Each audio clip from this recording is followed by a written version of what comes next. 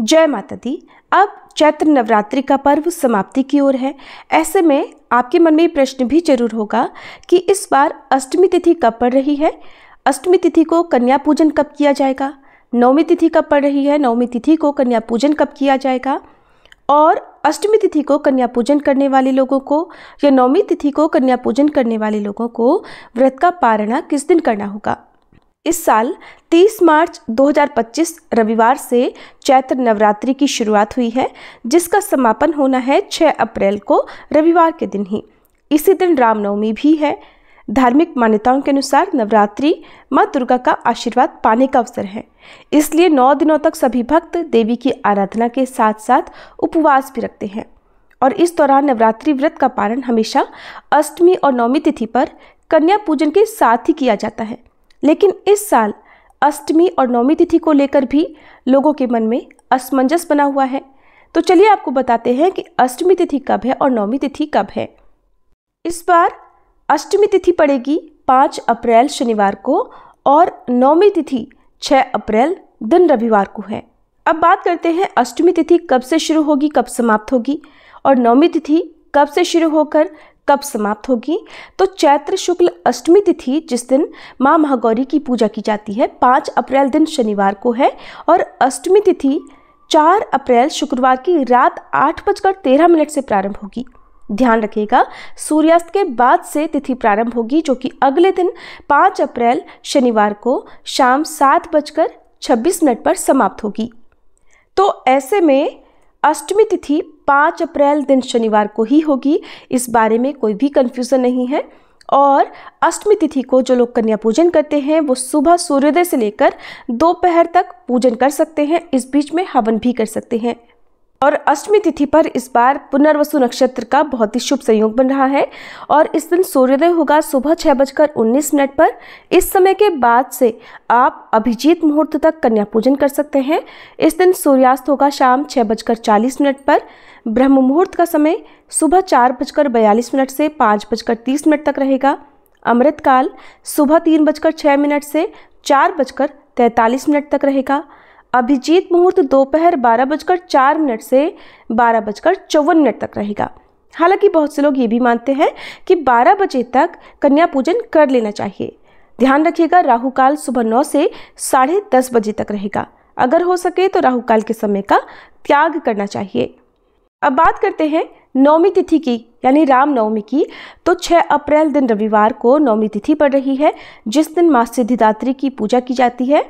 और नवमी तिथि 5 अप्रैल दिन शनिवार को शाम 7:27 से प्रारंभ होगी, और नवमी तिथि समाप्त होगी 6 अप्रैल दिन रविवार को शाम 7:23 पर। क्योंकि रविवार के दिन सारा दिन ही नवमी तिथि प्राप्त हो रही है, रविवार को अष्टमी तिथि नहीं है, इसलिए ध्यान रखिएगा इस दिन केवल नवमी तिथि की पूजा की जाएगी। और महानवमी का, रामनवमी का पर्व भी 6 अप्रैल को ही मनाया जाएगा। क्योंकि इस बार तिथियों की गड़बड़ को लेकर हो सकता है कि बहुत से लोग जानकारी के अभाव में 6 अप्रैल रविवार को अष्टमी और नवमी तिथि दोनों ही मनाने की बात करें, लेकिन आपको तिथियों का विशेष ध्यान रखना है।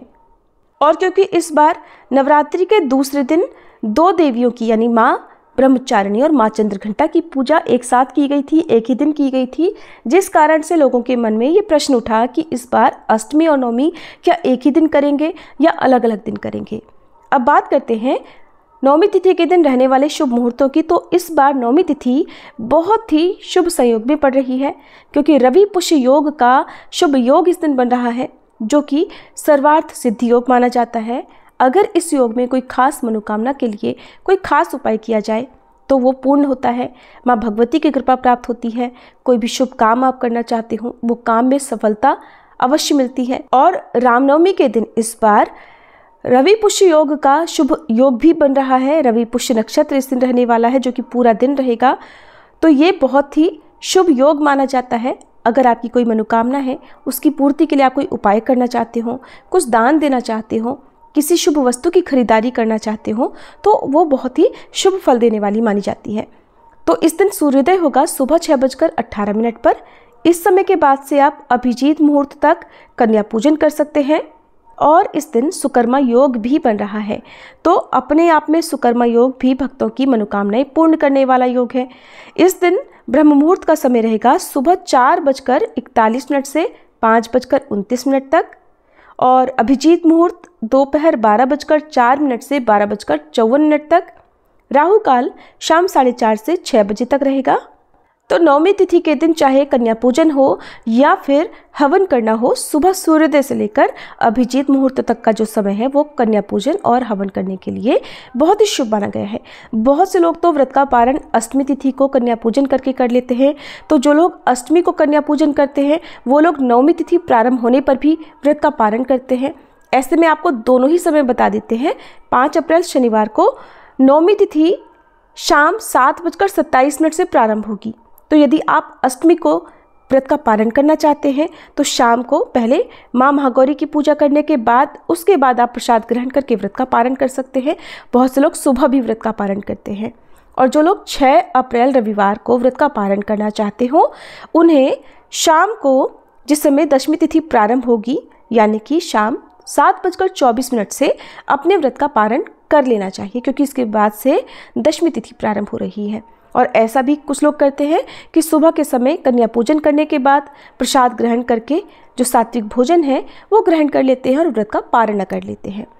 तो इस तरह से भी बहुत से भक्तजन करते हैं। कुछ भक्तजन जो बहुत ज़्यादा नियमों का पालन करते हैं वो केवल दशमी तिथि को ही व्रत का पारण करते हैं, यानी कि जो अन्न है वो दशमी तिथि को ग्रहण करते हैं। तो देखिए, जिस भी नियम का पालन आप करते हैं अपनी श्रद्धा के अनुसार उस नियम का पालन आप करें। और अगर दशमी तिथि यानी 7 अप्रैल सोमवार के दिन आप व्रत का पारण करना चाहते हैं तो 7 अप्रैल सोमवार को सुबह 6:17 से लेकर दोपहर 12 बजे तक व्रत का पारण कर सकते हैं। 7 अप्रैल को ही कलश विसर्जन भी किया जाएगा। हालांकि जैसा कि मैंने आपको बताया, बहुत से लोग अलग अलग नियमों का पालन करते हैं। कुछ लोग अष्टमी तिथि को या नवमी तिथि को भी कलश का विसर्जन कर देते हैं। तो 7 अप्रैल को सुबह 9:01 से दोपहर 12:53 तक का जो समय है वो कलश विसर्जन के लिए शुभ समय रहने वाला है। और दशमी तिथि को राहु काल सुबह 7:30 से 9 बजे तक रहेगा। जो भक्त नवरात्रि के पूरे उपवास रखते हैं उन्हें प्रसाद ग्रहण करके ही व्रत का पारण करना चाहिए और उसके बाद हल्का फुल्का सात्विक भोजन ग्रहण करना चाहिए। एक बार में अधिक मात्रा में तला भुना भोजन करने से आपका स्वास्थ्य खराब हो सकता है, इस बात का भी ध्यान रखें। और यदि आप कलश का विसर्जन करना चाहते हैं तो प्रत्येक सामग्री का सम्मानपूर्वक विसर्जन करें, क्योंकि अगर विसर्जन में कोई कमी रह जाती है, जानबूझकर कोई गलती हो जाती है, तो 9 दिनों की जो पूजा है या उपवास है वो विफल भी हो सकते हैं। स्वयं व्रत का पारण करने से पहले सभी 9 देवियों का ध्यान करें। माँ भगवती से अपने द्वारा की गई पूजा पाठ या 9 दिनों में उपवास में कोई गलती हुई हो तो सच्चे मन से उसके लिए क्षमा याचना भी करें।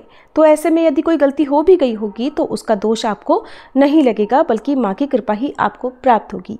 तो ये थी आज की वीडियो।